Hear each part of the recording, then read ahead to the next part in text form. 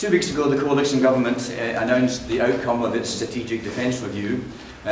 Much of the discussion that it generated was about the delay and cancellation of a number of defence projects, cuts in the armed forces personnel, the scrapping of the Harrier jump jet fleet, the scrapping of the Nimrod's surveillance programme, deep cuts in the F-35 joint strike fighters, the scrapping of the Ark Royal, which is Britain's only remaining aircraft carriers. But the new aircraft carriers that are being built on the Clyde at the present time are to go ahead, but there will be no planes to fly from them for at least 10 years, and even then only 12 planes per carrier. Scotland's also affected as a result of the closure of RAF Kinloss and probably RAF Lossiemouth, both in the Moray Firth. So plenty of cuts in conventional defence, not so much as expected originally, because the scale of cuts in the overall defence budget was not the up to 20% that we were expecting, but in fact was just under 8%, which did mean that the cuts in conventional defence were a bit less than had been predicted. But of course that means more cuts in other areas of public spending in order to balance the books, so it does affect the welfare system and many other areas of public spending.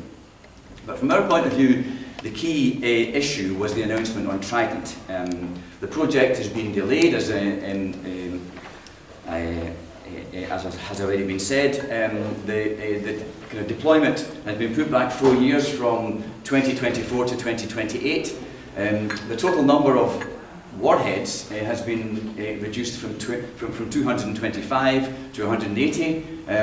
The number of operationally available warheads, that's the deployed warheads, has been cut from 160 to 120. The number of missile tubes per submarine has been cut from the current submarines 16, although we don't think that they're fully utilised at the present time, down to 8. The other thing is that the ordering of a new warhead for Trident has been delayed. That will now apparently not be needed until the late 2030s, and therefore the decision on that won't have to be taken until the next Parliament, not this Parliament, and that will be sometime after 2015. So a number of significant delays in the Trident programme, which I think we would welcome, albeit it's only limited. I think the main problem is that the programme has not been stopped, it's not been halted. The initial gate is still expected to go ahead, probably to be announced next month, and there'll be millions spent in the course of the detailed design programme, which the initial gate heralds in. The part that we've had so far has been the concept phase. We're now, with the initial gate, entering the detailed design phase, and then of course that will culminate in the main gate in 2016. So there will be millions of pounds spent in that process, and of course the upgrading programme at Aldermaston, which involves spending around £1 billion a year, is continuing to go ahead, and the new hydrodynamics project, which is earmarked for that, is apparently still going to go ahead at Aldermaston, despite the new agreement on cooperation with the French in terms of nuclear research matters. So all this was clearly designed to keep both wings of the coalition happy. The Liberal Democrats will be able to claim this as a victory, that their ideas prevailed in some kind of way, with the programme has been delayed and the issue left open until after the next general election. And of course the Tory faithful will be happy that the programme hasn't been, that the Trident programme hasn't been halted or cancelled in any way. How should we react to this situation? Well, I think we welcome the delay and the reduction in the size of the nuclear arsenal. That's, I think, a positive thing, and the delay in the ordering of the new warhead. And I think we have to point out there are two major contradictions in the government's position. The first one is the mismatch between the threats that have been identified and the response. You may remember that before the actual defence review itself was announced, the day before that, the government announced its strategic security review, which is an analysis of the threats that Britain faces. And what were the main Tier 1 threats? They were terrorist attack, cyber attack, civil emergencies, and an international crisis drawing in Britain's armed forces. So let's deal first with the latter, with the last one there. An international crisis drawing in armed forces. That's like Iraq or Afghanistan. That's a war of choice. Some countries have chosen to become involved in that war, including Britain. The great majority of countries did not choose to do. So that's a war of choice, and therefore that's not a threat to Britain. And if you look at the other things, civil emergencies, now we talk about severe coastal flooding and a flu epidemic. What kind of military threat is that? Yeah. Or even cyber attack or terrorist attack. Again, what kind of military response can you possibly make to that? And especially when you think about nuclear weapons, what possible way can nuclear weapons contribute towards preventing any threat from these end sources? These are not military threats at all. The reality is that Britain is less under threat than it has ever been in its history. There's never been a period in our history where we've been less under attack or less threatened by neighbours or by other potential adversaries. So the reality is that there is no military response that's necessary at all, and the idea of using nuclear weapons against this is utterly ludicrous. It just provides another attack, another target for somebody to attack if they want to do that. So there's a huge mismatch between the alleged threat and the military response, particularly in terms of the decision to go ahead with Trident.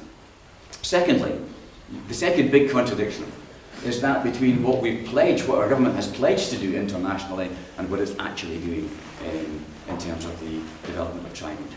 At the Non-Proliferation Treaty Review Conference, which I attended on behalf of Scottish CND in May of this year, the big idea that was around and which was gathering support was the idea of a nuclear weapons convention that I know that Tim Street is going to mention later on today. That's the idea of a global ban on nuclear weapons, which we believe is now very much on the agenda, and there's massive support gathering for that across the world, and that was reflected at the review conference. But the nuclear weapon states, particularly 4 of them, dug their heels in and refused to accept that on the final order. The idea of the Nuclear Weapons Convention was mentioned twice in the final statement, but there was no timetable set for countries to adhere to it. But what was agreed was a compromise statement where nuclear weapon states would accelerate concrete progress towards nuclear disarmament. Now, that's fairly clear to me. But if we go ahead with Trident replacement, we are moving in exactly the opposite direction. We are binding ourselves into the possession of nuclear weapons for the next 40 or 50 years. Exactly the opposite of accelerating concrete progress toward nuclear disarmament. So it's a massive contradiction. We've signed that document. We're obligated internationally to uphold that, and yet what we're doing is far away from that. So I think we've got to point out these 2 central contradictions in the government's position and how we're simply not living up to our obligations. I think the positive thing about the delay that has been mentioned is that it keeps the issue of Trident replacement open as a live political issue up to and beyond the next general election, because it stops it from being closed off. Final decision, no more debate, that's it. Heads would go down, it would be difficult to mobilise people, it would be difficult to continue to develop the anti-Trident campaign. This keeps us alive, and the government itself has admitted this will be a major issue at the next general election, and we've got to make sure it's the issue. So how do we use the time that we've got between now and then to make sure that happens? We have to build a deeper and broader alliance against Trident replacement. I think that's the central issue. How do we do that? There are new opportunities, I think, to work with disaffected Liberal Democrats, and I think that may be easier after the Scottish election, and there are plenty of disaffected Liberal Democrats who really are very unhappy about the alliance that they're involved in and the effect of that, the cuts programme that the government is embarked upon. So I think there are new opportunities for us to work with them on the ground and to begin to influence them and to develop them as with a different kind of perspective, and perhaps for that to win the day in their party as a whole. Even more importantly, I think there are new opportunities to work inside the Labour Party, or with the Labour Party, at all levels, with MPs, MSPs, councils, constituency parties. Because now that Labour are in opposition, and it might seem opportunist, there are real opportunities to shift their position. And I think that pressure from the peace movement, I think, can help to do that. It depends on the way we work as to whether we can achieve that, but I think that there are real opportunities that haven't been there before. And even among the leadership. People like Bob Ainsworth are beginning to say we may have to rethink our position on Trident replacement. So I think there's new opportunities for the peace movement to develop that work at all levels. And of course, if we can do it in the constituencies, if we can influence the local councils and councillors, then we can begin to get more action from the nuclear-free local authorities. We can recruit more nuclear-free local authorities to Mayors for Peace, and people like Janet Fenton have done a great job over the past year in increasing the number of Mayors for Peace councils from 3 up to 12. Can we get a majority in the course of the next 12 months? I think that's a possibility. It's the fastest growing peace organisation in the world, and therefore I think there's huge opportunities for us. So we can do that. We can also work with the trade union movement at all levels. We can work with, particularly, not only with our known allies like Unison, but also with potential allies like Unite GND, who actually organise defence workers to help to shift their position, and I think there are new opportunities to do that as well. We can link up with the anti-cuts movement, because that's, I think, one of the most powerful arguments in our armoury. If we're spending at least $2 billion a year on Trident, in the next decade it could be up to $3 billion a year on Trident. If we're spending $4 or $5 billion a year on the war in Afghanistan, that's $7 billion a year that could be spent, invested in health, in education, in welfare, in providing jobs and services for people who really need them in this country. So there are enormous opportunities for us to link up with that, and indeed we've got a new petition which I think does that very well.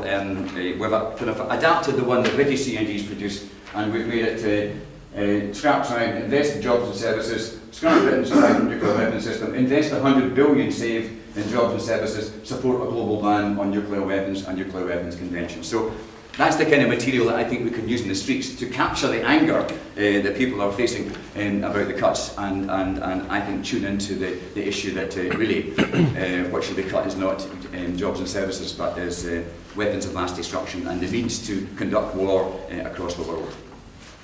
So I think that we need to do all that, as well as working with our partners in Scotland's for Peace, our partners in the wider peace movement, in the churches, the faith groups, etc. And we need to link our demand to scrap Trident with the demand for a nuclear weapons convention. So this is not about unilateralism versus multilateralism. Kind of unilateralism is about supporting the international campaign to get rid of nuclear weapons. We are part of a global movement, not simply campaigning on this on our own, but what a victory it would be if we could persuade one of the original nuclear powers to renounce its use of nuclear weapons, to say that these weapons don't defend us, they don't deter anyone, they don't protect us. What they do is they put us and everyone else in the world at far greater risk. What a blow that would be for peace across the world, and how much pressure that would put on other nuclear weapon states to do the same, and what a fill-up it would give to the international campaign to abolish nuclear weapons. So this is not fantasy we're talking about. We've made real progress over the past year, and it's not just about the economic issues, I believe. I think we've also shifted a opinion, and we've also shifted the argument. We've undermined the argument that nuclear weapons actually protect us and give some sort of security. They don't, they provide insecurity, and therefore I think there's every reason for us to link up with this growing international movement. But our job in getting rid of Trident is at the core of what we do. Thanks very much for listening.